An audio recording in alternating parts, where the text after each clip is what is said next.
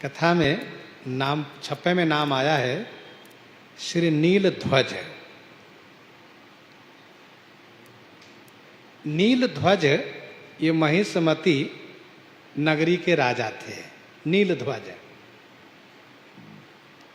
इनके पुत्र का नाम था प्रवीर।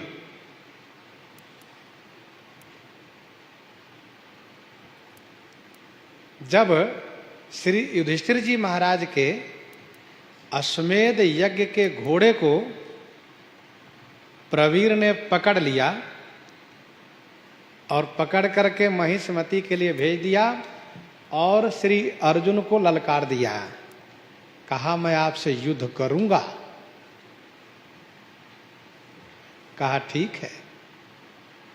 युद्ध के लिए जब प्रवीर ने ललकारा तो भगवान श्री कृष्ण के साथ अर्जुन आए और युद्ध में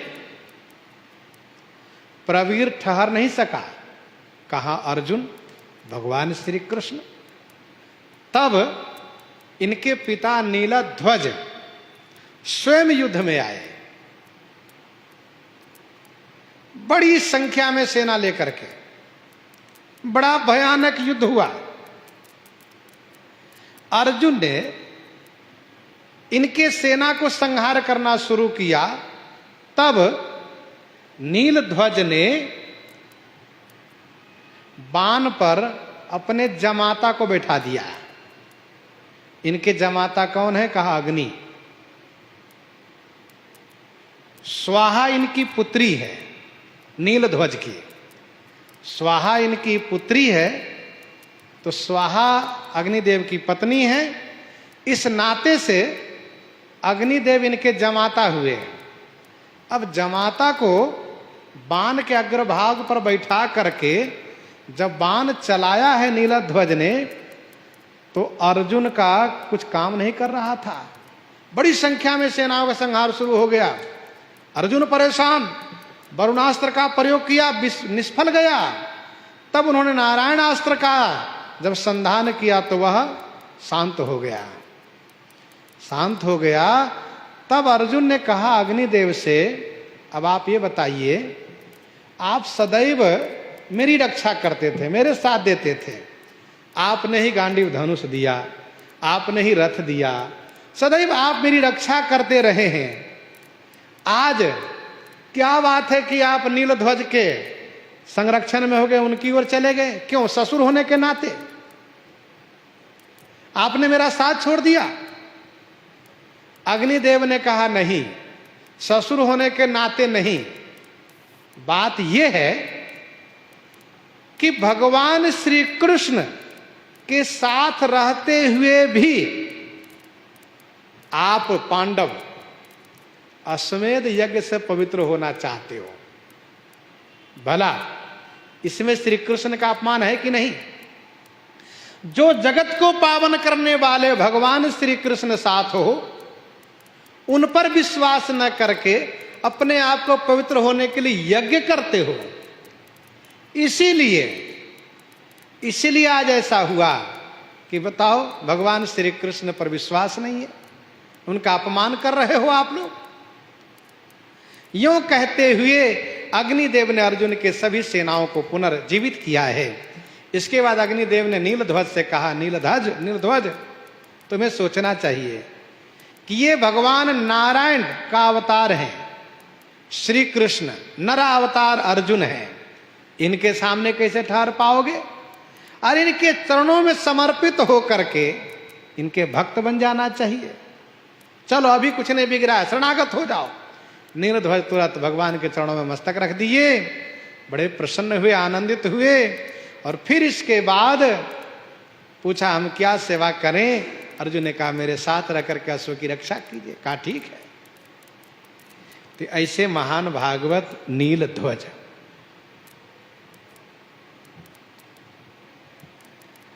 आगे कवित्व के माध्यम से स्वामी प्रियादास जी कहते हैं, अर्जुन के गर्व भयो कृष्ण प्रभु जानी लियो, दियो रस भारी याही रोग ज्यों मिटाइए। अर्जुन को गर्व भयो, अर्जुन को गर्व हो गया।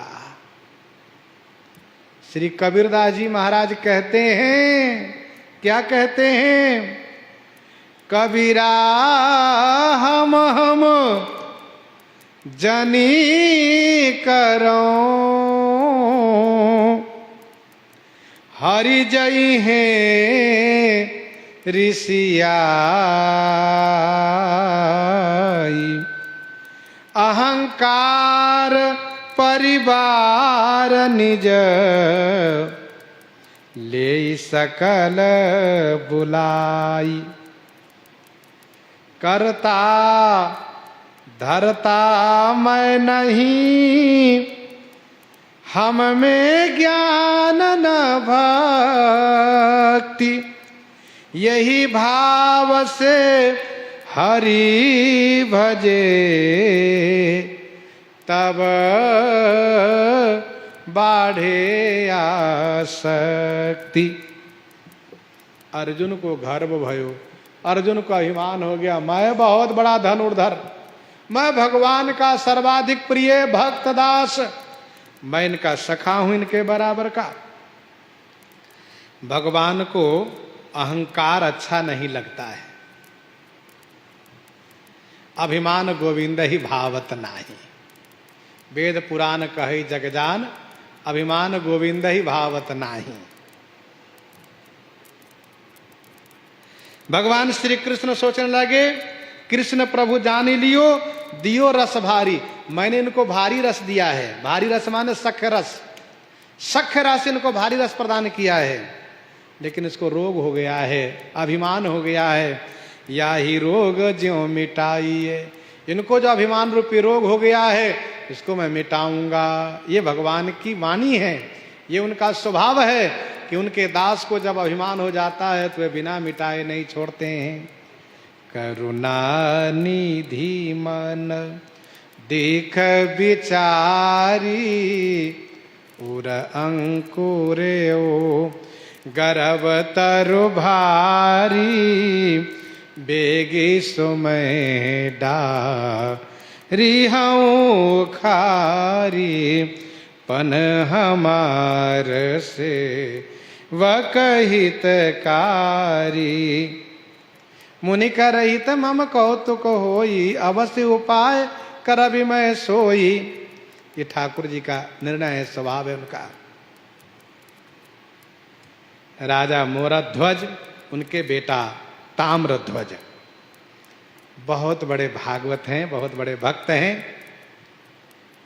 जथा राजा तथा प्रजा, स्वयं वैष्णव हैं, संपूर्ण प्रजाजनों को वैष्णव बना रखे हैं। सब के सब वैष्णव हैं, इनके राज्य में भक्त हैं।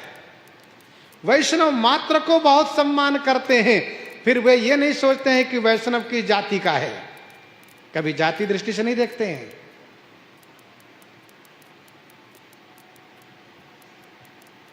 जो भी कोई आ जाए वैष्णव है, हा, तुरंत सिंहासन से उतर करके उनके चरणों में मस्तक रखते हैं, उनका पद प्रक्षालन करते हैं, उनकी पूजा करते हैं, उनकी सेवा करते हैं।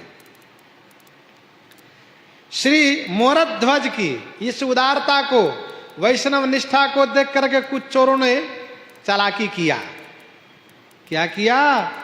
चोर लोग वैष्णव का वेश बनाए, आ गए महाराज के पास। महाराज ने उनका प्रणाम किया, स्वागत सत्कार किया। महाराज विराजिए। चोर संत वेशधारी चोरों ने कहा, हाँ बिल्कुल हम रहने ही आए हैं। फिर वहां उनको ठहराया गया, ठहर गए वे। राजा मोरध्वज किसी काम से गए बाहर। बाहर जब गए और जैसे ही बाहर गए, वैसे रात्रि में इन चोरों ने अपना काम बनाना शुरू किया, रानी को मार डाला और रानी को मार करके संपत्ति ढोना शुरू किया। रातों रात बहुत संपत्ति उठाया।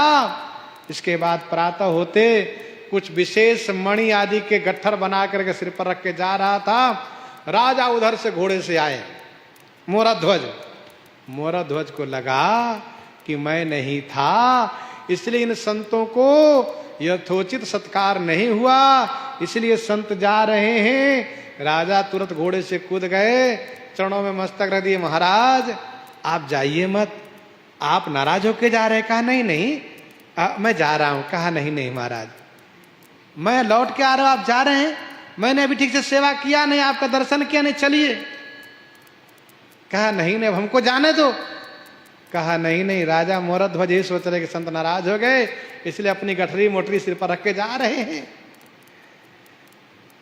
अब जब बहुत आग्रह किया तब चोरों ने कहा महाराज महाराज हम बाबा नहीं तो, हम साधु नहीं तो, हम चोर हैं।